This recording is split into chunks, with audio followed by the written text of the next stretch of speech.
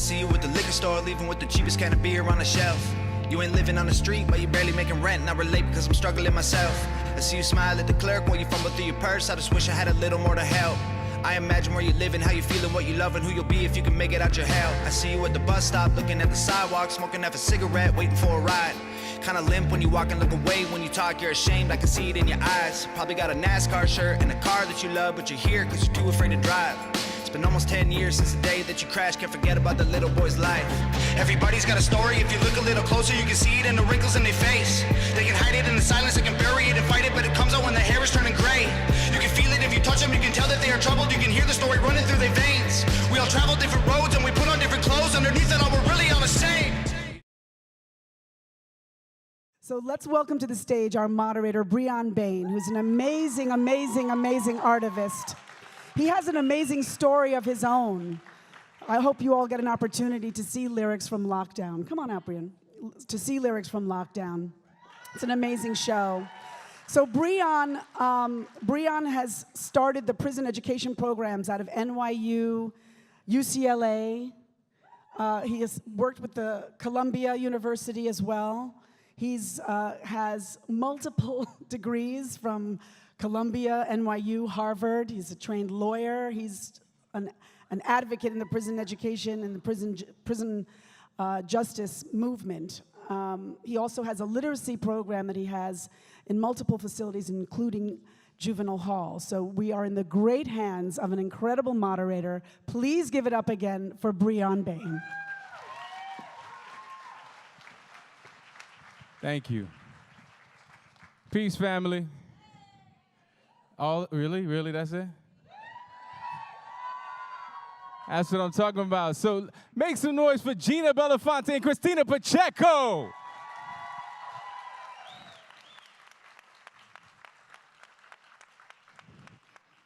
Praise to the Most High, to the ancestors, to the elders. We ask permission to speak. I want to start off by also recognizing that we are on indigenous land, on stolen land. The Tongva Nation was first here before anybody else.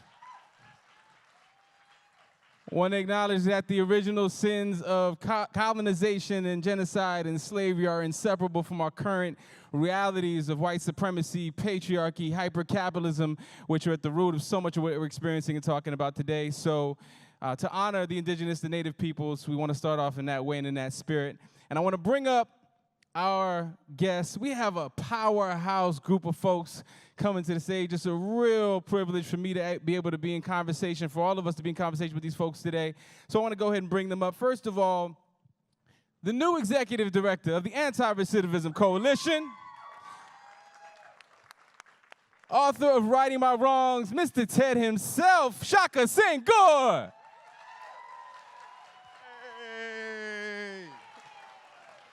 ARC in the building.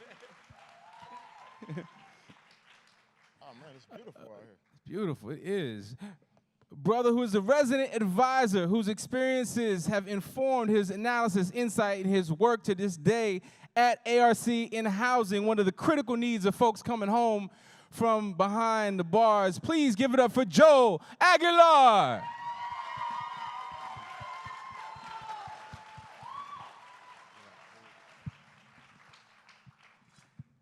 I share a special connection with the sister I'm about to bring.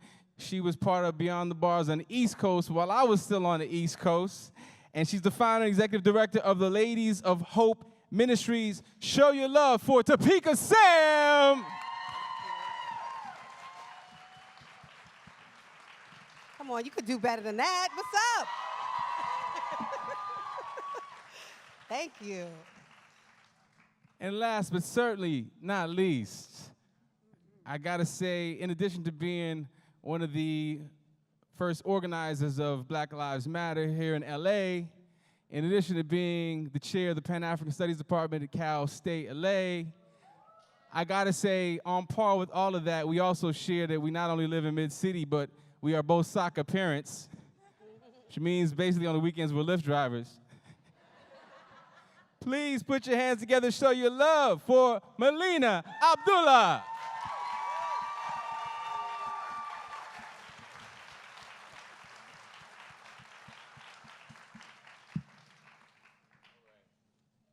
So I want to jump right into it. We're here to talk about the impact of incarceration on our families, and I want to jump right in, you know, as a parent and as someone who just this morning, I spent this morning like I spend several mornings every week at the Juvenile Hall in Sylmar at BJN, where recently they had a young person, a young brother who was 9 years old, who was incarcerated at the facility. And it was just devastating to realize that they're taking our babies at that early age. So I want to ask each of my brothers and sisters here to tell us what, in your opinion, are the consequences that children face when they're caged behind bars? What are the consequences that the youngest of the young face when they experience incarceration? In no particular order. Okay, well, I'll answer. I'm Joel, anyways, by the way. So yeah, I think the cycle of trauma continues when you take, I grew up a couple miles away from here on the southwest area of Los Angeles, and it's different. It's something normal to us, but it can be negative and destructive to the rest of America. So you go to sleep, hearing gunshots, helicopters, and if you want to make things worse, if your parents are dealing with addiction, then maybe they can wake up, not wake up to dress you and to feed you to go to school. And if you want to make things a little bit grimmer, what if they're addicted to crack? And what if through their pregnancy they use crack? Then what do you have now but crack babies? So it's very difficult. Dehumanization begins from the very conception. And it just continues. It continues in the neighborhood, it continues in school, it continues in prison or in juvenile hall to prison. Lena. So, I hesitated on this question because it's such an appalling question, right? What's the effect of incarceration on our children?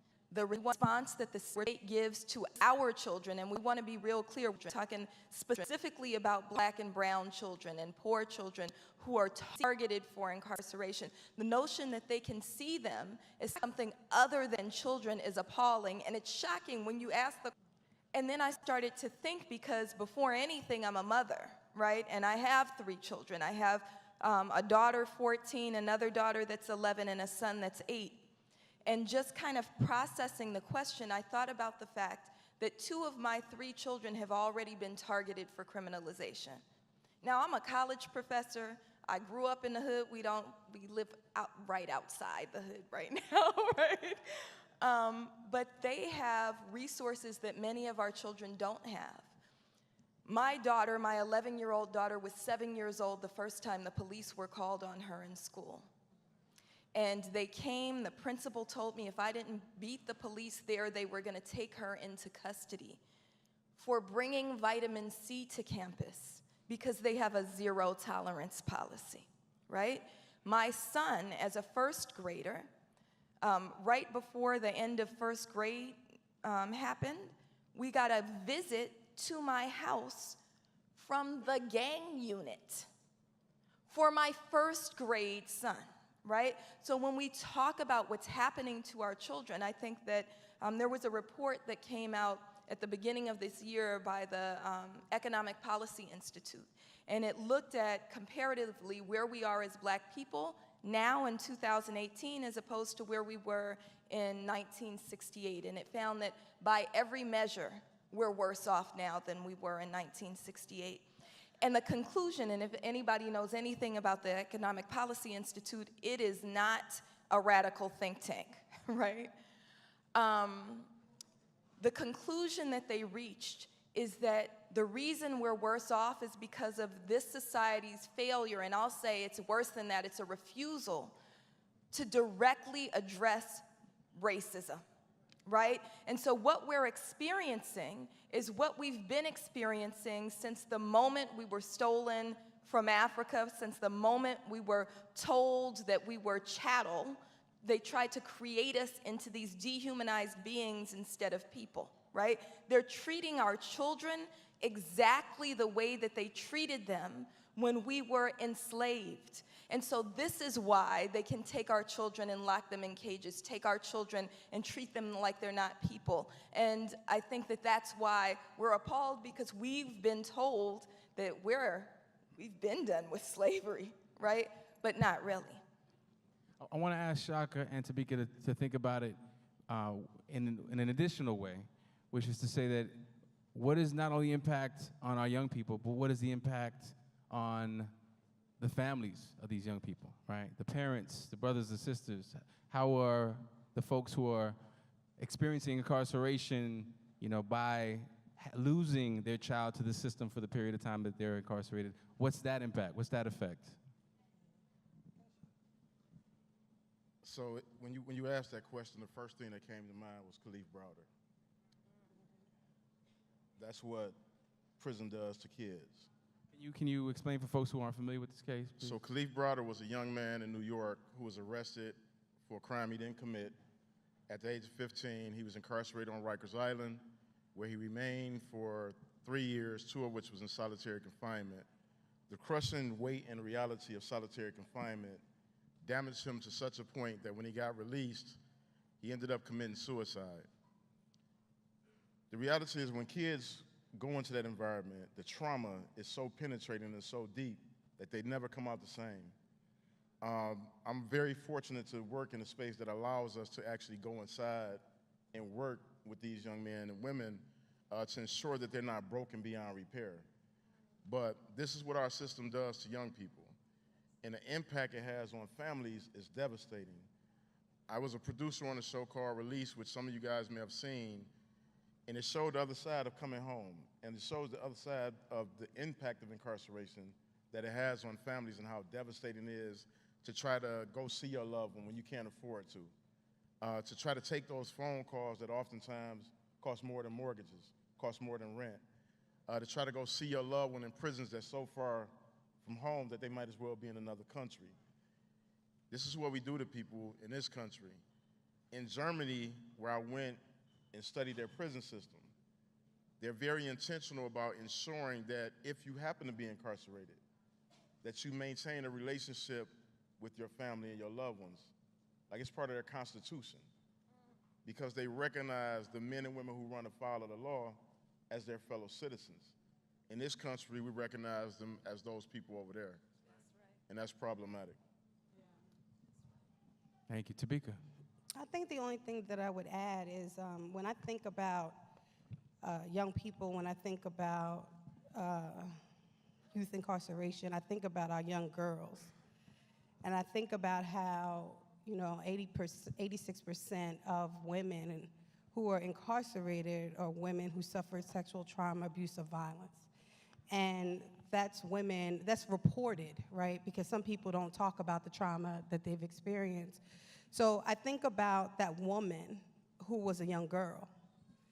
And when young girls are abused and victimized and criminalized, and how they're ripped out of schools and put in prisons or baby jails.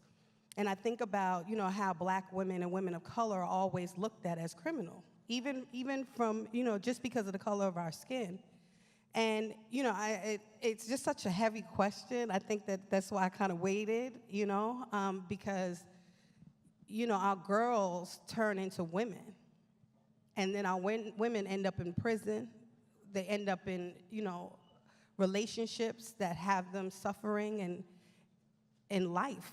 Our sisters are dying in prison, based on just these systems and these abuses and just the decades of trauma. And so, I just want to lift up all of our young girls and our women that's in this space.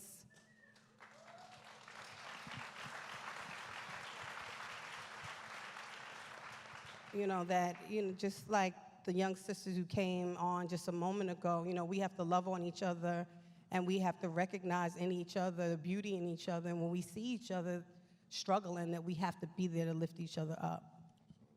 Thank you. Thank you. So there is somewhat of a taboo, especially with black folks, in talking about mental health in some circles, right? There's a lot of folks who who don't like to talk about mental health issues, and it's so critical that we do talk about it because it's something that so many of us are facing on a daily basis. We have now more people in prisons in this country than we have with mental health issues and concerns than we have in mental health institutions. And over the last several decades, we've seen, while nationwide, the closing of mental health facilities because of the unspeakable abuses we've seen in mental health institutions around the country. We've also seen the unprecedented expansion of the prison industrial complex, mass incarceration. Neither one of those is an acceptable way to deal with the mental health issues that we're facing in our communities, even as we see the criminalization of those with mental ailments in our communities. So why has this happened, and what strategies should we be pursuing to address this issue? It's happened because we've allowed it to happen. It's happened because we've given people power or submitted to their power. We've given the folks power who are invested in creating these conditions, right? So here in Los Angeles, 53% of the city's general fund goes to LAPD directly, right? But then there's more than that because there's money that's hidden. So yesterday, every week we go to police commission meeting. Well, Tuesday, I guess it was the day before yesterday, we go to police commission meeting. We just, as voters, as Angelenos, voted for these funds, HHH funds, to address homelessness. Do you know where the city directed those funds? To LAPD. Because LAPD is seen by this city's governance as the front line for everything, right? LAPD for the city and the jails for the county, right? They're proposing to spend $3.5 billion on a new jail in Los Angeles. We already know the LA County jail system is the largest mental health provider. Not that jails can provide mental health, because we know that folks who go into jails and prisons with mental health conditions have those conditions exacerbated when they're on the inside because they're traumatized. And that's what Brother Shaka was talking about that happened with Khalif. But you also see it, the Central Park Five, when you talk to them, when you see them, you know that these conditions have been exacerbated. So we have allowed our so-called leaders to prioritize things in a way that work for the few, right? So jails, prisons, police work for the few, right? The rest of us, especially if you're seen as not quite human, if you're black, if you're brown, if you're poor, if you're houseless, if you suffer from mental health challenges, right, are seen as kind of food for that system. And so we have a choice to claim power. We have a choice to say, we are the leaders we've been waiting for. And we have the capacity to shift things. One of the people that's outside, I hope that you all have all been signing the Reform LA County Jails petition, right? Where we're saying we want to divest from jails. We want to invest in real mental health services. We want to invest in rehabilitative services. We want to invest. The answer to homelessness is not more police on the streets, right? It's house keys, not handcuffs, right? And so we have to commit ourselves to fighting against the very same system that evolved from, you opened with, this country is based on genocide and the stealing of indigenous land and unpaid black labor and the dehumanization of black people, right? That's what's evolved, that's what's in power. We can see it in DC like we can't see it nowhere else, right? So what is our response? What is the new anti-slavery movement, the new anti-lynching movement, the new Black Power movement, the new Chicano Power movement? What does that look like, and what are we committed to do to making sure that we topple this kind of system once and for all? Yes, yes. Topeka, I'm not gonna let you wait till the end of the go-around this time. And but for a particular reason, I know I've had a chance to do some work at the California Institute for Women, CIW, the oldest prison for women still working, still functioning in California. And 90% of the women there are incarcerated and have experienced some form of abuse, intimate partner violence, domestic violence, often at the hands of a man who they retaliated against. And I know at least one or two of the students that were in my classes are here tonight. I want to give it up for them for making it out, for being here. Wendy Staggs, all right, here we go. On the crew here tonight for We Rise. And part of what's happened there, though, also is that they have the highest suicide rate in the country, right? 5 times the national average, 8 times the state average. So what in your work, specifically in your work, has been your experience in coming into contact with mental health issues, with the women you work with, and what are some strategies that your organization has been pursuing? Yeah, for sure. So, when I think about my direct experiences when I was incarcerated, and I think about, the women that I would see, people who've been incarcerated, you all know about Pill Line, right? And I remember just hearing the Pill Line call and seeing probably more than 50% of the women who were in the places that I was going to line up for Pill Line. And I remember, not really understanding what that looked like and why, right? It was like, okay, why is everybody going to get something just to take themselves out of a situation that they've just come from, And I would continue to ask these questions, and then I started to find out that people were just being medicated, and they were being pushed into a different level of addiction, and then they would go out, and then they would be looking for the same things that they were on, and then they would be having to cope and substitute that with the same drugs that they were addicted to before they went in, and then it would be, they couldn't get jobs because of the criminal conviction, they couldn't get housing because of all these barriers, and then it would be back to just what they knew that landed them back in prison. And so the work that I do, specifically at the Ladies of Hope Ministries, we help women through education, entrepreneurship, advocacy, and spiritual empowerment. And when I think about mental health, and I know you had said earlier, we don't talk about it in a lot of our communities, specifically in communities of color.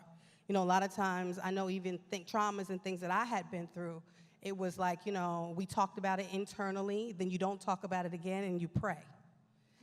And that's the way that we're supposed to handle things.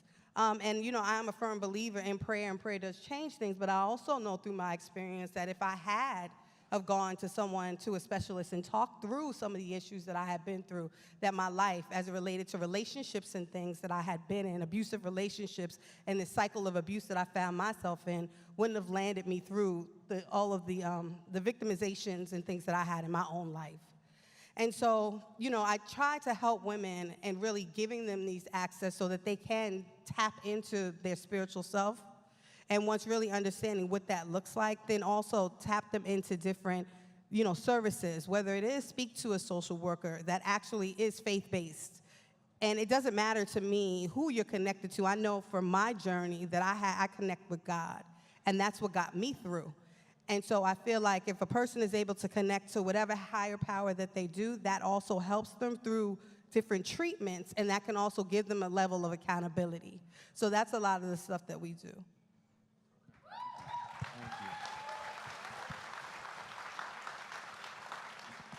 So, Joel and Shaka, you both spent a considerable amount of time behind the walls and have come home activists, as leaders in this movement. And so I really want to get your sense of what are the resources and services that are available to folks when they come home? What was your experience of mental health issues inside and what you experienced firsthand, and then coming home? So what are the greatest resources and the greatest gaps in those resources for folks when they come home? I think that something that's not being said is that, this is like, there's an emotional and a spiritual aspect to this as well. And that comes through, volunteers. Like in prison, for example, we get help because volunteers come and they spend time, and that's something that's very essential for the human person, to be humanized, to be heard, to be seen. And this is what we do out here with ARC as well. It's like a family. It's the human contact. It's to be present. And I think that we need that. I think that's very essential. Look, there's a psychological factor to this. There's also biological. If it's genetic, I don't know. But there's also societal factors. And I think that, we as a community need to be involved, and we need to spend time. Quick numbers. By the age of 18, once you turn 18, you have spent 158 hours on earth. 158. So if you go to school every day, 180 days, 6 days, for 6 days a week, the number totals 13,000 hours. When you combine that, just think about that. That's 9% of time that you're under the leverage or under the influence of education of a school. Now, the other 91%, who's influencing you? And when you add, like I said, the negative, the destructive, the destruction in our neighborhoods, in our homes, I mean, who is influencing our children? 91%. I was amazed, but that's my life. That's my life. That's what led me to this criminal lifestyle, that led me to prison. And in there, it was a shift. Something happened because people took interest, groups, process groups. For example, the chapel, spirituality. And I think that's the element that we're missing. A lot of our mental health brothers in prison are neglected, like even from prisoners. But if you offer them a piece of coffee, if you offer them coffee, a piece of bread, all of a sudden they just kind of react and they're responsive. And I don't know. When I was a kid, I used to model my father because I looked up to him. And I think that as humans, we model each other in the same way. And I think that if we just that's the element that I think that we kind of overlook. Thank you.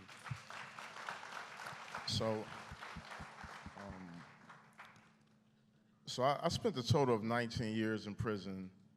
7 of those years was in solitary confinement. What I witnessed in solitary confinement was unimaginable.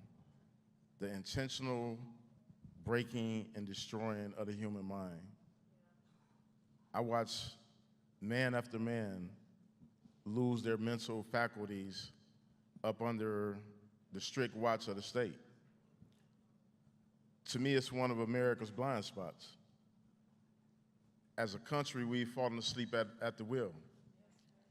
And we've allowed a level of suffering, dehumanization, degradation of our fellow citizens, our brothers, our sisters, our mothers, our cousins, our loved ones, are suffering. Anytime that you lock a human being in a cell for 23 hours a day, for extended periods of time, that's intentional torture. They say that the majority of people begin to lose their mind within the first 90 days of being in solitary confinement. I've watched that happen in the first 90 hours. Because a lot of these men that I was around, they had already suffered adverse childhood experiences early in their childhood. Most of us went to prison with PTSD and came out with compounded PTSD because we've never got treated for the things that we deal with in our community. To be black, to be brown, to be poor and white in America is to have a mental illness, is to be afflicted by the trauma that you see around you in your everyday interactions as a human being. You can't exist in this country when you fall up under one of those otherings. Like, it's not healthy that when you drive and you see a police and you automatically shrink as a human being. That impacts you psychologically.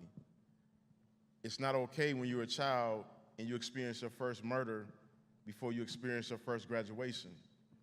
That's mental trauma. We expect our children to see life through a lens that oftentimes isn't that clear. For people who have never been traumatized, who have never been around gun violence, who have never been around police brutality, they're seeing the world through these crystal clear lenses.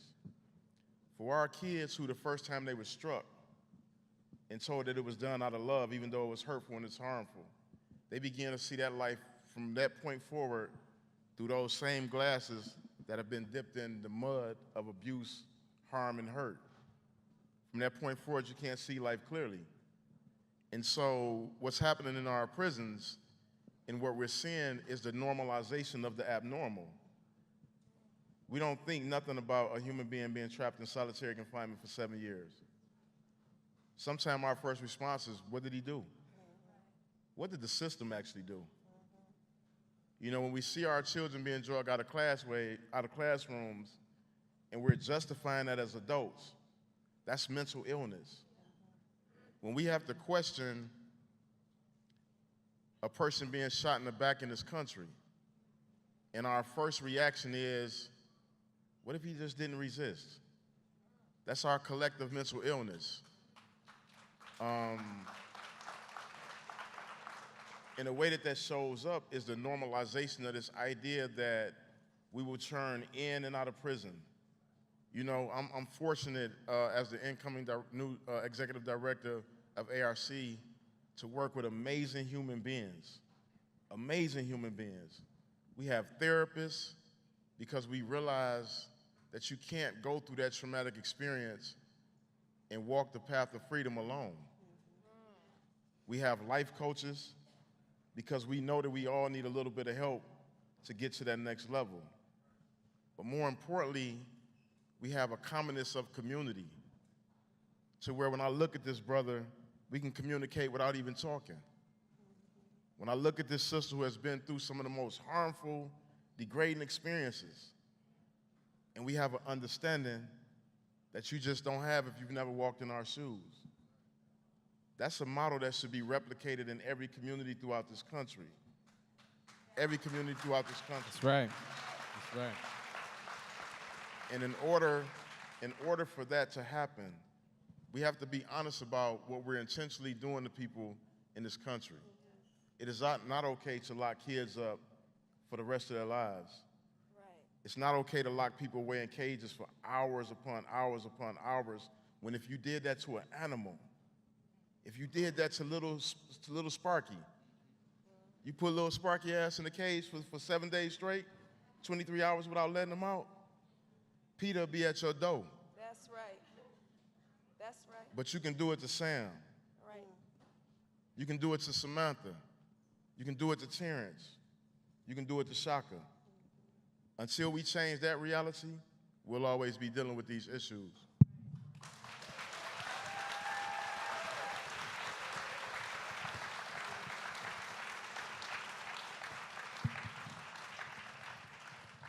So Shaka touched on this eloquently, and I want to put it out there to everyone before we get to a place of opening it up for questions. You know, there's deep structural forces, right, at the root of much of the harm in Black and brown communities. I want to open up the space to talk about what those structural forces are. We talked about it a little bit, but I want to explicitly call out what are the largest structural institutional forces that are behind not just poverty, but everything that's linked to leading us to incarceration.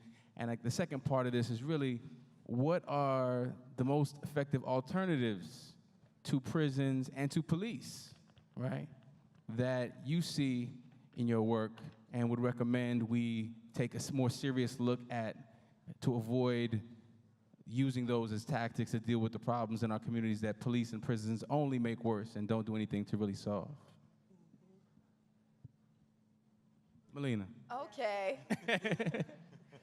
I mean, I think we need to be real explicit, right? We live under a system of white supremacist, patriarchal, heteronormative capitalism, right? That is the structure we live under, right?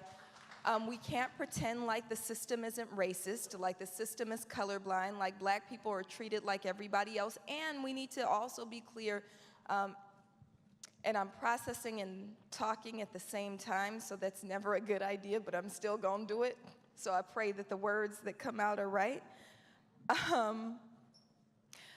I think it's important to look at the way in which white supremacy affects different communities differently, right? So anti-Blackness is a particular form of white supremacy, right? And so we have to be very clear about the ways in which Black people are targeted by the state. This doesn't mean that poor white folks aren't targeted by the state. It doesn't mean that Latinx folks aren't targeted by the state, but I think that we need to look at how that targeting looks different for each community, because that also means that even though there's lots of solidarity, there's also very clear ways in which we have to resist. So we have to recognize we live under a white supremacist state.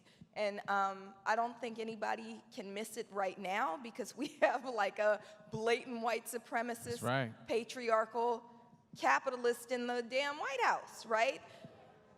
And he's doing it, and this regime is doing it in every single way. They're carrying out that mission in every single way, right? So if we think about, you know, the rhetoric that comes out, right? What did he say yesterday about the national anthem, right? If you don't want to stand for the national anthem, maybe you don't need to be in this country. Maybe you don't need to be in this country, homie, right? Talk about it. But so there's the rhetoric, but we also need to think about how that rhetoric translates into both policy and also violence on the ground, right? So policy in terms of how the prison system and how police harass and abuse our folks, right? We're seeing for the one of the first times, actually, this is the highest number to date of police killings, right? We've in terms of keeping record of numbers of police numbers of people who were killed by police, this year exceeds previous years, right? We're also seeing a surge for the first time on record in hate crimes, right? So since hate crime statistics have been kept, there's always been a downward trend. This is the first time, actually, this isn't the first time. It was the months that right before the election took place, you saw a surge in hate crimes. So that rhetoric empowers violent white supremacy, right? We also need to think about the way that patriarchy plays in. So oftentimes we talk about the men who were imprisoned, but I'm glad that you're here, sis, and we need to talk about the way in which Black women are targeted for imprisonment, right? We need to think about that the vast majority of those of us who are in prison have mental health conditions, and it's gendered. Black women suffer with mental health conditions who are imprisoned at even higher rates than Black men, right? We need to also think about capitalism, and I know that some people they do two things. They like to sum everything up. You know, those on the left say everything is just about class. It's just about class, and if we just engage in class struggle, we'd be free, right? But then there's people on the other side who say, you know, we can neglect it. We have to understand, Manning Marable, if you haven't read the book, How Capitalism Underdeveloped Black America, like that needs to be on your summer reading list, right? At the conclusion of that book, he says the road to Black liberation must also be the road to socialist revolution, right?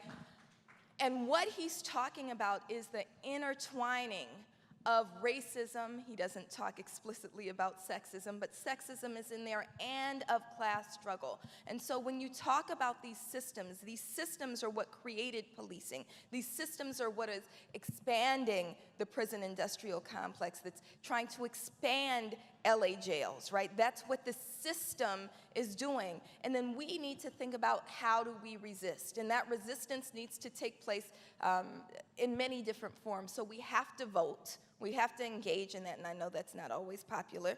I don't happen to vote for mainstream candidates very often, but you know, we do have to elect folks, and voting can make a difference. We can think about cities like Newark, New Jersey that elected Ras Baraka. We can think about Jackson, Mississippi, where we elected Chokwe Antar Lumumba. Cat Brooks, the co-founder of the Anti-Police Terror Project, is running for mayor of Oakland, right? We can think about these opportunities to elect folks, and some people go, we shouldn't vote. Look, the Black Panther Party ran Elaine Brown and Bobby Seale for office, so this ain't not revolutionary to run for office, right? It's part of our history. But this is what we've done. We've left it in the hands of these elected folks to lead us. We've never won that way. You can't give up the struggle on the ground. So I know y'all want to come to forums or say I voted and now I'm done. Put that little sticker, you know, that stupid sticker they give you when you vote, right? Okay, maybe wear the sticker, right? But you haven't done, you're not finished with your work because you have an I voted sticker on, right? You're finished with your work when you've given everything you can to honor our ancestors, when you've given everything that you can to honor those warriors who've walked before us by giving all that you can to the struggle for our liberation. And that means signing petitions, that means voting, but it also means it's Ramadan. So I'm gonna just say, shut stuff down. That's not actually our chant, right? But shut stuff down. We gotta shut stuff down as long as we allow white supremacist, patriarchal, heteronormative capitalism to churn as if there's nothing happening. They're gonna keep doing what they're doing and pour more into the system that keeps us oppressed. Ashe. And Ramadan Mubarak. Oh, Go ahead, Shaq. she always just drops so many jewels. Thank you. Appreciate you. We can always take a moment of silence after Melina speaks. It's beautiful. Absorb it, you know, just. No, I mean, I think it's so important. So my personal belief is that all too often we allow people to control our energy through their unhealthy narratives. Every time the current administration says something, we find ourselves in emotional turmoil.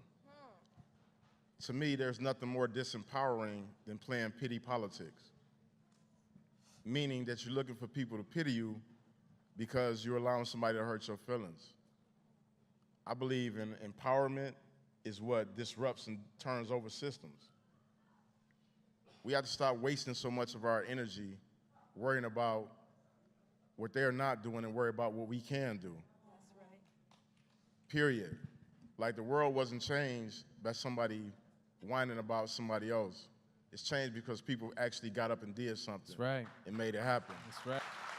We recently had a lot of controversy around a bill that's currently sitting in the House. And this bill is a criminal justice reform bill. And some of my esteemed colleagues were invited to the White House. And because we're so emotional around the issue, people attacked these men and women who fight every day against the system. No days off, no sleep. The Sister Topeka sitting right here is one of my personal heroines. She fights every day for dignity for women who are incarcerated. Every day. And when she walked into that White House, people judged her. And it pissed me off because I know her spirit, I know her heart, I know her commitment, I know her passion, and I know her wisdom. And she's wise enough to know that when there are these moments where these conversations are being had, we have a responsibility to step in those rooms even when we dislike the company that we know we'll be keeping. That is our responsibility. We have to push the envelope. We have to challenge these systems by actually doing the real work. Making a tweet that sounds fancy and sounds smart, that's not real work. You probably didn't even get off the bed or off the toilet to do that. Real talk, y'all know y'all be up in the morning like, what's popping up here? Little legs be all numb when y'all get up. All right, let's go. But I'm serious in the sense that we have to be mindful of what we're doing to people. It was unfair of them to treat my colleagues like that.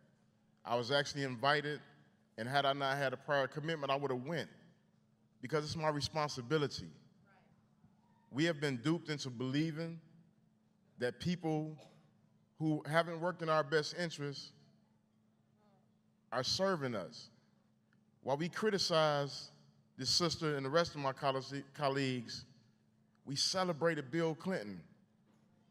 We celebrated Hillary Clinton when they passed some of the worst criminal justice bills in the history of this country.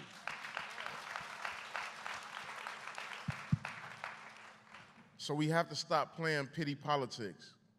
We have to develop more critical thinkers. We have to have more critical analysis. But most importantly, when you don't like what's happening, we got to get off our ass and get out there and make it happen and build the shit that we want to see. Period.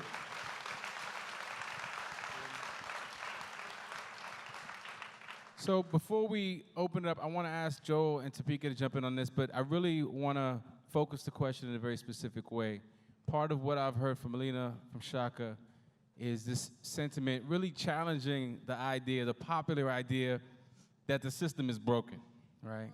This idea that the system is broken, and if we could only just fix it and make it work better, if we could just, tape up the edges and bandage it up, and when in fact, the system is actually working exactly as it was designed to work, right? And so we need to really shift the paradigm of our thinking and begin thinking about how do we actually break a system that is functioning as it was designed and replace it with something that is more humane, transform it into something that is humane, because it was not designed to be humane, and it has never functioned that way, all right?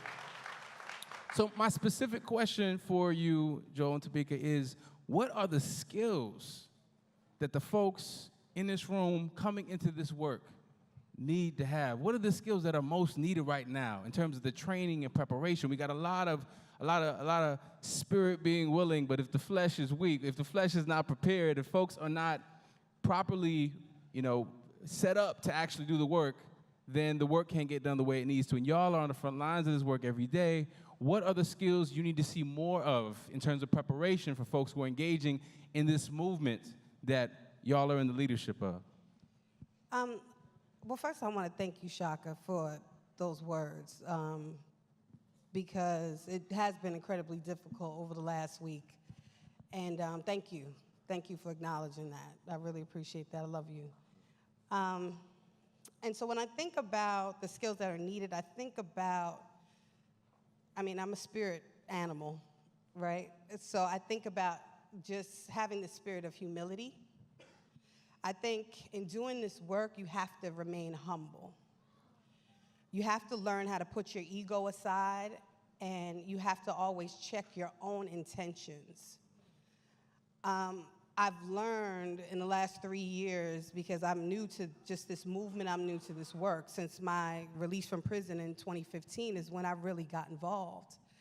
And it's been these different times. It's times when people want to come together and you want to build coalition, you want to collaborate, when you believe that you're following the same mission and goals. And then when people start to elevate based on, their learning and understanding, then we want to pull and hold each other back and criticize people. I think we need to start to look at this beast as a beast, and that we need to understand that each of us up here have a different lane. And we all need to, and each of you in here have a different lane. And you just need to find what that lane is, right? And if it's not your lane, then you have to learn how to seed and to give it to someone else. Like this sister was kicking and dropping jewels. There's no need for me to add anything to what she's saying, right? Because she got it. And then sometimes when you just sit back and you listen, you can learn. And then when you learn, you can develop a different way of critical thinking. And then I think what's incredibly important too in learning through this last week is, the adage of reading is fundamental. That if you don't do, and I'm going to go back again to a course I took when I first came home, was biblical exegesis. And I remember being in this course, and there were all these theologians and PhD this person, and I'm just new. And I'm like, wow, I don't know how I'm going to make it through this class, with all these brilliant minds. And the professor was like, you are going to be one of the best people in this class because you're coming here with an open heart and an open mind. Like I wasn't coming in there with these beliefs based on things that I had learned before, but it was also about just because a person says that the Bible says this, you need to read it for yourself. And I think about these bills and I think about these laws, and I know that I have been doing my work based on spirit work, but I also, in learning and moving in this work, you depend on your elders and your allies a lot of times in the work. And sometimes we just go ahead and we sign off on things and we don't look at it because we believe that the person who is teaching us is telling us the right thing to do. And then you soon learn that people have their own political agendas, their own intentions, and a lot of times it's not even for the people that they're supposed to be serving.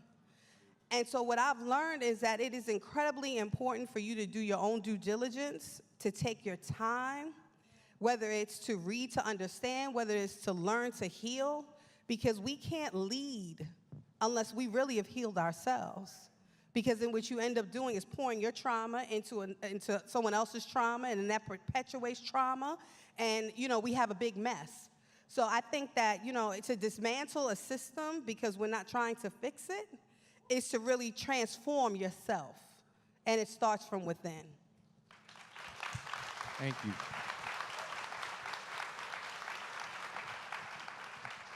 Yeah, thank you. It's, and I'll start with what I said at the very beginning. We all have a stake at this. Just look at the model that what ARC has done here in California, at the forefront of changing laws, of going into prisons and sponsoring education, higher learning groups. And it's out here preparing. It's like there's a saying in recovery that you clean your own side of the street. And the men that are coming home are being received with open arms from their brothers who were in there. What we do out here, we do for the next man who's sitting in that cell thinking what he's gonna do when he gets out. And it's about being involved. Mobility, the civil rights movement started with the people. We begin this change because we all have a stake at this. This is a national defense crisis. If another foreign country was doing this to us, this would be deemed as an act of war. That's right.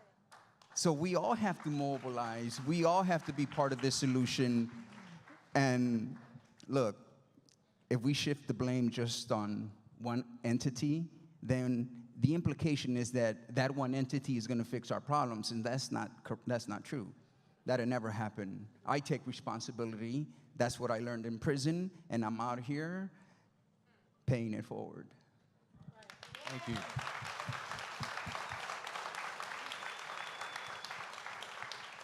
So as I look to the team and we get ready to open it up for questions from everyone in the building who has a question, a brief question, a brief comment. I want to also say that when I think of ARC, I also want to acknowledge some of the other folks I know who've been doing this work for a very long time, A New Way of Life, Dignity and Power Now, Youth Justice Coalition, Inside Out Riders, right? Because it's a whole lot of folks who are doing this work, and it really does take all of us, and a bunch of folks I haven't mentioned, and we don't have time to mention right now, but I see you, I see you, I see you. So there should be a microphone or two that's circulating, and if there's anybody who has a question, and we're looking for a question, not a comment disguised as a question, but if you have a brief comment that leads into a question, we'll take that, but I want to encourage you to be brief with it. And so I see a hand over here, and I see a couple hands over here, so. Brian, we've got a question right here. Where's the microphone? Right here. It's a little hard to see in the house, so back here? Okay. So please say your name and your question. Thank you. My name is Antoinette Carter. I represent A New Way of Life. Yes, yes. My Susan mom Burton, created it. Tiffany Johnson. Susan Burton's my mom. I want to say to the audience, I'm a numbers person, and as my mom has been doing her work, I've been following the numbers. And as a taxpaying citizen, what scares me the most in California is that we have our governor spending $11.5 billion to fund 33 prisons in California. That's at a cost of about $76,000 per prisoner. And we are funding that as taxpaying citizens. They're taking money away from everything. And what bothers me is we don't have that. We're getting that information out, but I would like for us to be aware of the monies that are being spent and all of the money that we can divert to other programs and other things that will help people instead of incarcerating people. I mean, we're spending $76,000, the amount that it costs to send somebody to Harvard, just to lock somebody up every day, all day long. Thank you. Any There's response? a website, $1 Million Hoods, that your colleague, Kelly Lytle Hernandez, developed. Please check it out because it is about the choices that we're making when we're Website? $1 Million Hoods. So what could we be doing with that money if we weren't spending it on incarceration? Yeah. Thank you. Thank you. So I see a hand here, a hand there. Do we have I a have microphone? a question right here. House left. Okay. House left. All right. Please say your name. Hi, my name is Aaron Bratton. With mass incarceration, it seems like a lot of it is stemmed in stigmatizing stereotypes. People that are decision makers, they make the decisions off of presumptions about people, groupthink like that. So how much do you think miseducation with American history plays a part? It seems like a lot of people don't know about convict leasing. They don't know about destruction of Tulsa, Oklahoma, Black Wall Street. And so if the school system isn't teaching proper American history, accurate and inclusive American history, people grow up not knowing that these stereotypes are rooted in history. They were made by the people in power. So do you think we could ever change the American history classes or implement like implicit bias training, something that addresses the stigmatizing stereotypes that lead to the mass incarceration? Great question. So miseducation, stigmatization, stereotypes, how much of that is related to what we're talking about? Thank you for asking that great question. One of my mentors, Joy Ito at MIT Media Lab, says education is what they do to you, learning is what you do for yourself. So I say that to say this. Ava DuVernay, in her brilliance, her artistic brilliance, directed the film 13th. It gave the most accurate historical breakdown of why our current prison system is what it is. It's not just stereotypes, it's actually written into the Constitution that involuntary servitude, nobody should be subjected to involuntary servitude except for those duly convicted of a crime. So basically through the Constitution, slavery was reinvented in its modern form, also known as mass incarceration. So it's not so much a stereotyping as it is legislation, which is why it's so important for us to be in those rooms when it comes to trying to change policies and trying to undo the harm that the Constitution, which is the fabric of this country, has done over the course of many, many decades. So the more we learn, like we live in an era now where we don't have to be relying on educational institutions, which are basically like cousins of the prison industrial complex, so to speak. I mean, sometimes you walk in one, you can't tell the difference which one you're walking in, especially if you come from the hood. Like, I'm from Detroit, so walking to our school is like walking to San Quentin or Folsom, because it's real out there. But also the intention behind the school is just as catastrophic in terms of the outcome it's producing, where we're basically just training people to not think for themselves, which means when you can't think for yourself, you can't empower yourself, therefore you can't change the environment in a way that honors who you are. So it's all about learning. We have to stop relying on these broken institutions to inform us of the things that we need to know. Instead, let's take this opportunity to really build, go watch the film 13, start a conversation online where they no longer, well, I mean, it's still restrictive, but it's not as restrictive as the past where we couldn't communicate across all these spaces. So those are opportunities that we have right in front of us that we have to take advantage of. Thank you. I've got a question. Can I right just here. quickly add to that? Please. I'll say there's also a difference between schooling and education, right? So we need to, I think Brother Shaka is absolutely right about, like, everybody's read, I think, Paulo Freire's work, right? And so we need to think about how do we build educational models that are liberatory, right? So we're coming up on the 50th anniversary of Black Studies, of ethnic studies. We need to think about what my discipline was created to do. It wasn't created by the institution. It was Black folks and brown folks and the Third World Liberation Front who demanded that the institutions be shut down so that we can build models of education that are actually liberatory. In LAUSD, and this is about the power of people, right? Just a couple years ago, it was students and teachers and community organizers who demanded that within LAUSD we have an ethnic studies requirement. And so my daughter, who's now a 9th grader, is going to be the first class of students who graduates with an ethnic studies requirement. Now, it doesn't fix everything that happens in the classroom, but it's very different. It adds tremendously to what they've been learning, and what it does is it teaches them that they have the power, that we have the power to transform systems, to topple systems that are oppressive and build something new. Thank you. So, is there a microphone up here yet? If we get a microphone up here. Right now we have it back there. Please say your name, and then we'll come back up here. All right, she's had her hand up for a while. Go ahead. Thank you. My name is Patricia Russell, and this is an amazing night. Thank you so much. My son was in Twin Towers, and it's like being in a sardine can, if anyone's ever seen what it's like. And there's nothing for the inmates to do, and he was in jail mental health, and I heard about EBI, educational-based incarceration, and I asked if he could be part of that. I found out that none of the mentally ill mental health inmates were allowed to even be considered for EBI. And I just want to encourage you all to try to see if you could get more, because I went and I did a lot of activism about that, and now they do have it, but not enough. So I really think when they're in jail, try to help them move forward, because otherwise they get sicker, as you say. And do you have any other ideas about that? I'd love to know.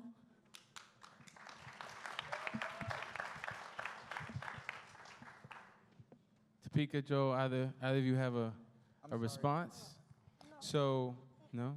Okay. More of these kinds of services inside the facility. Yeah. All right.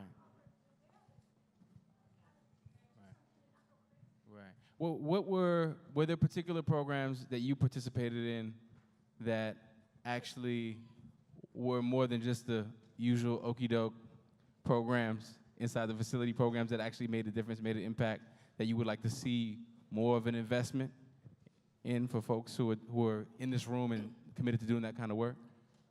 Well, for me, there were none. I was in federal prison, and in the federal prison, in the 2 federal prisons that I was in, they had, for women, continuing, if you did not have your GED, then they offered the GED course. There were no Pell Grants, so if a person wanted to do any college courses, they didn't offer them in the prison, and you had to do a correspondence course, which you had to pay for. And you all know that, people are making $5 a month, so there's no way they could pay for a college course. And this is in federal prison. So for women, they offered us knitting and crocheting and beading and plastic canvassing. And it was really a joke. And so, I always say that for me, in my experience, that prison didn't change me. It was the women that were in there that did. So, your resources for me were right there through the sisters, through the books and things that they would tell me to read, through being able to have, I was very fortunate. I had a support network at home. I had a mentor that came in and saw me. I had visits every week. So, and I had, a plan. I was very spiritually grounded. I knew what I wanted to do. But it had nothing to do with the prison, and that's why it's very important for us to think about alternatives to incarceration and how do we reinvest that into community-based organizations that are led by and of formerly incarcerated people and directly impacted people. Thank you. When I was inside, I was fortunate. I just had incredible mentors who, they're currently dying in prison. They've been in prison 40, 50 years now. But one of the things that I really want to lift up is the model that ARC has. Like, seriously, and I'm not just saying that because, I'm the ED. I'm serious and very intentional about this. So we have very important in-reach programs. A lot of people do outreach. Our members, we have a members team called Hope and Redemption. The leader of that team is our director, Sam Lewis, who actually sent a prayer up.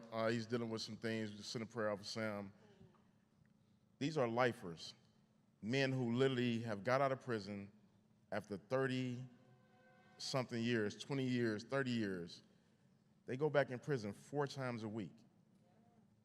4 times a week to provide hope and love to men who hope to be them one day.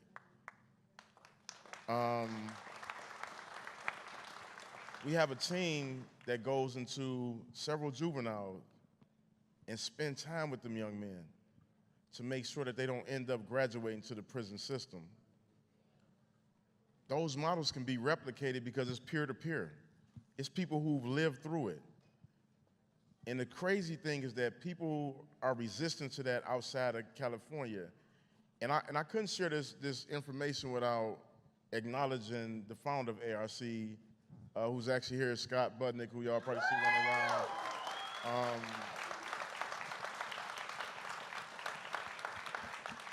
This organization that serves hundreds of members was sparked by him just going inside and having proximity to young men who were suffering. And he decided to do something about it, and now, nearly 5 years later, hundreds of members served later, it's working. Super low recidivism rate. 70% of people go back to prison. Less than 10% of ARC members end up back in that environment. Literally because somebody just decided to do something different. Go inside, show it a little love, show a little care, produce different outcomes. Everybody in this room is capable of doing that. You don't have to join RARC to do it, but you can do it. A little bit of love, a little bit of care, and a lot of hope goes a long way.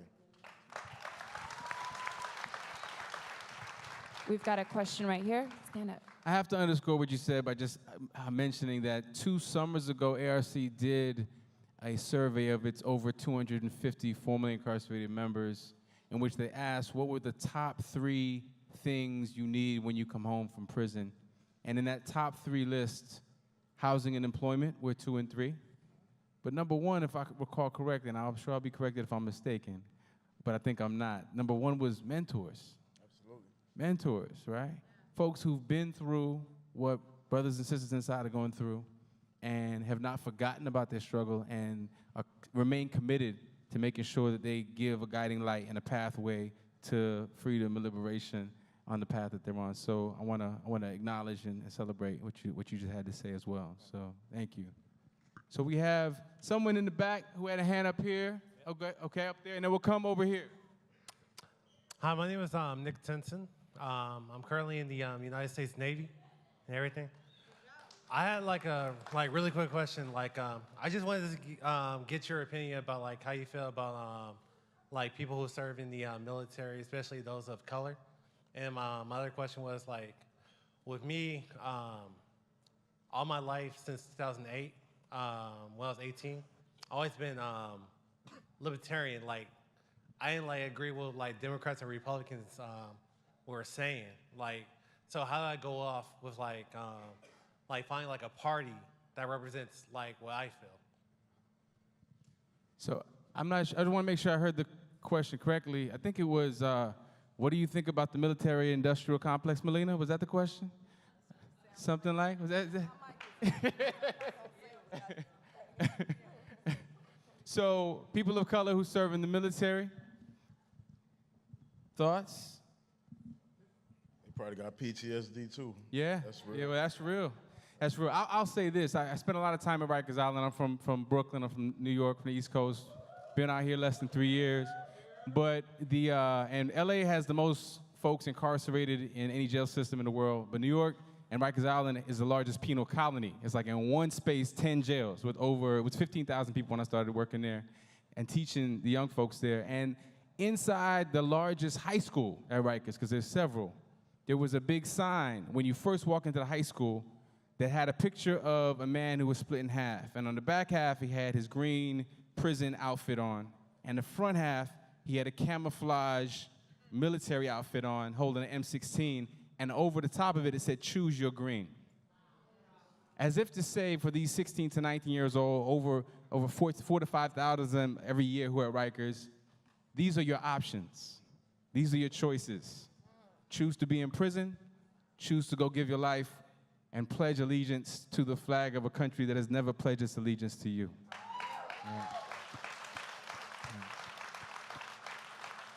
I say that as the son of an Army veteran who, with a medical disability, had to fight just to get the basic minimum disability he was promised, because after experiencing the trauma that he experienced in the U.S. Army, he came home and did not get the basic dignity and respect that any human being deserves, all right? Especially one who's put their life on the line, right, for something that whether or not it was going to be returned has always been questionable. So I think there's a lot of parallels for us to think about in terms of the experience of folks who are incarcerated and folks who experience the prison industrial complex and folks who experience the military industrial complex. And the last thing I'll say is this is before Eisenhower left office. One of the few things that I really recall that he had to say that was meaningful to me was that he said, beware of conflating your interest in security and safety with profit motive. Beware of allowing the interest in generating capital and profits with being mixed with the idea of national security, because ultimately that's what's happened. And we've seen it not just with the military-industrial complex, but with the prison-industrial complex, because we know that both are driven by this idea that we can generate huge profits off of the suffering and off the backs of other people, right? So I don't lay blame on folks who feel like they have few options and few choices and feel forced into these small spaces where their lives are not respected and given dignity and fundamental decency. I don't blame folks, but I also want to call for a sense of critical consciousness and thinking about those choices within the broader context of what our communities are facing. All right.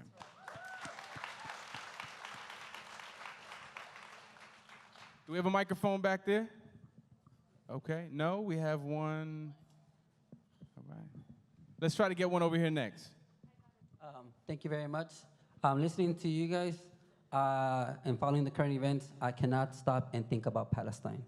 I just came back 3 weeks ago, so everything is fresh in my mind. And listening to you guys, in Palestine, they arrest young children. They have administrative detention. Kids are tortured. You guys heard about Ahed Tamimi? Do you guys know what happened to Ahed Tamimi? Why she slapped a soldier? It's not in the news, but an Israeli soldier shot her 15-year-old cousin, almost blew his brains out. Once Ahed Tamimi found out that her 15-year-old cousin got his brains blown out, she reacted like anyone else would react, and she slapped the soldier. So the news came out that, oh, why is a Palestinian slapping an Israeli soldier? That was the news, and then she is incarcerated. Her mom recorded that slap, and because she uploaded that video in Facebook, she has been detained for that. So there's a lot of connections to the way the Palestinians are treated, to the same way that our black and brothers are treated here, and to the fact that this, your country, or this America, gave Israel $38 billion to support the Israeli apartheid. Now, if we bring in on a local level, $38 billion to Israel to continue this same type of torture, the way the city of LA puts a lot of money to the police department. And so we gotta change, or the way this country puts a lot of money in defense budget. We gotta shift our narrative from security to having criminalizing our people. Defense budget to bombing other countries. In order for us to secure and have public safety, to ensure public safety means that our children have to have a good education, our elders should have senior housing. We have to talk about the basic human rights. And that is how you have public safety on a local level. That's how you have national security on a national level. So let's shift the security aspect and make it more humane.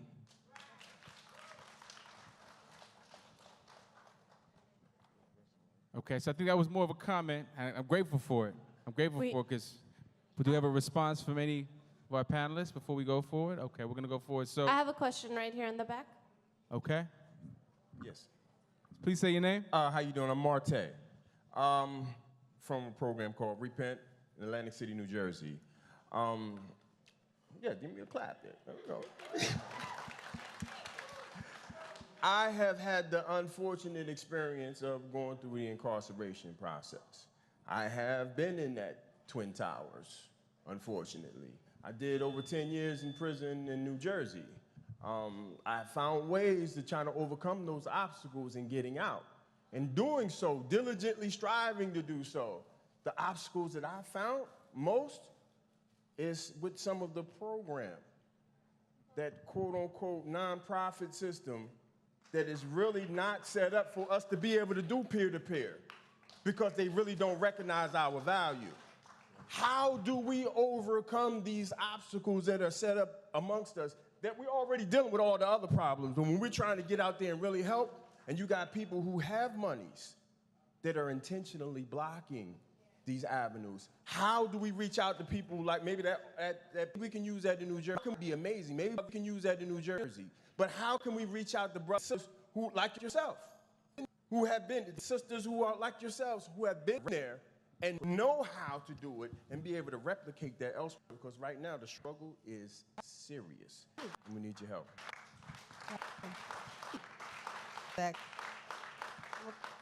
Thank you for that question.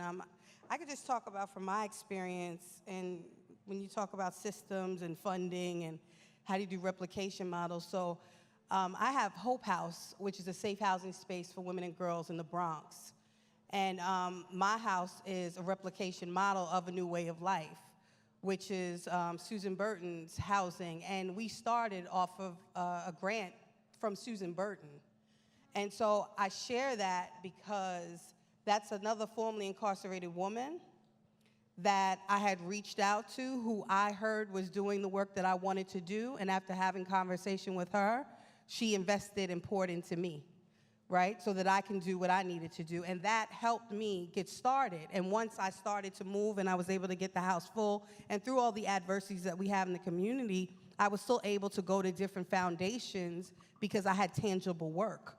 And then the foundation started to fund us. So I mean, I think first, again, when we think about the network, and we gotta think about, you know, like I also, before I was incarcerated, I was an entrepreneur. And I always think about like diversifying portfolios. And that you don't always have to go after the same foundations and the same ways of funding that you see everyone else doing. It's how do you find different creative ways in order to fund the work that you do. But it also starts within building community and within your network. So yes, you can do replication models, and maybe that's something that you can talk to about with ARC, with the brothers up here, because it might be something that's working or that can work in Atlantic City.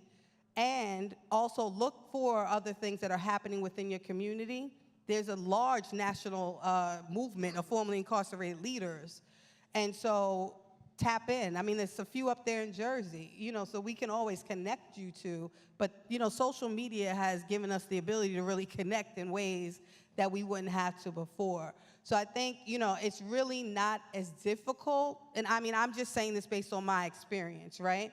I think the difficulty is that we always go after what we see other people doing and not necessarily doing our research and due diligence to see, like, hey, how can I get something done? Because you don't want to be tied into a lot of these foundations anyway, to be honest. So, I mean, we can talk afterwards. All right, I've got another question right here. Thank you. I think we have time for just maybe one more question. So who have we missed? Right here, please. Hello, my name is Celeste. I'm part of Transitions Collective.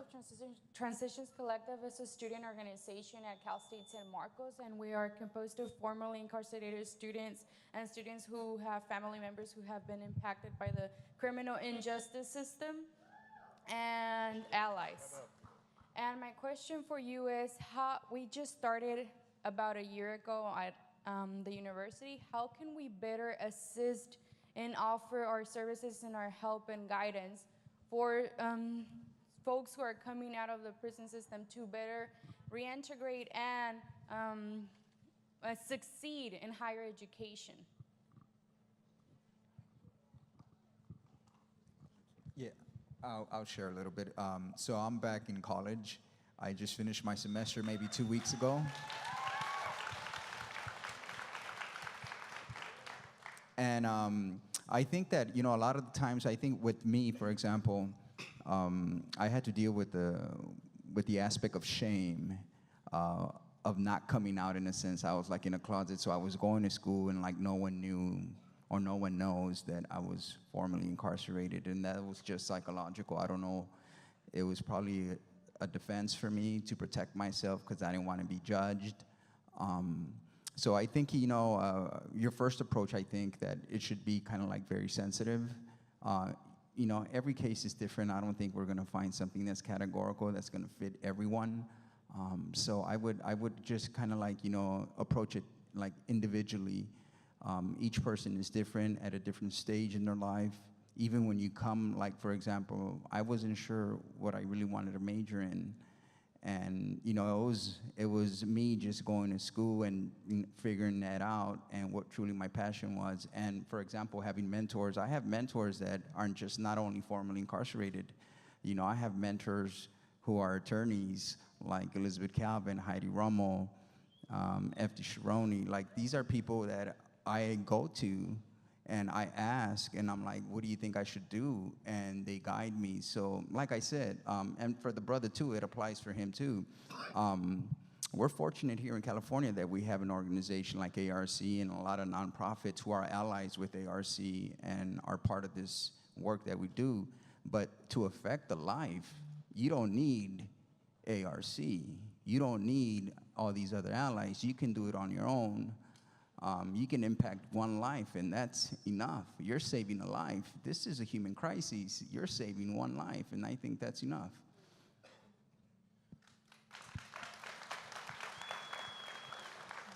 So I'm getting the signal that we are at time. So I want to close out by thanking our powerful guests, Shaka, Joel, Topeka, Melina. Please give them a big round of applause, right? I also want to thank Gina and Christina for all their leadership and work to pull all this together. All of the We Rise organizers, staff, the team, everybody involved doing all the work. And I want to end by sharing words that I was given by a mentor of mine, Mr. Harry Belafonte, who told me a worker's anthem that I will never forget. He says, calculate carefully and ponder it well. And remember this when you do. My two hands are mine to sell. They built your machines. They can stop them too. Thank you, peace and power. Good night. And thank you so much to Breon Bain. Thank you so much. And we want to let you know that if anyone feels the need to talk to any counselors, please find someone with a We Rise t-shirt. We have counselors on site. If anyone feels the need that they need to speak. We are the strangers walking down your street. We are a million faces in the crowd. We are the ones the system's tearing down. We are the people working to survive. We are more than just our 9-to-5s. We are the shopping malls and streetcars. We are one. It's time to tell them just who we are.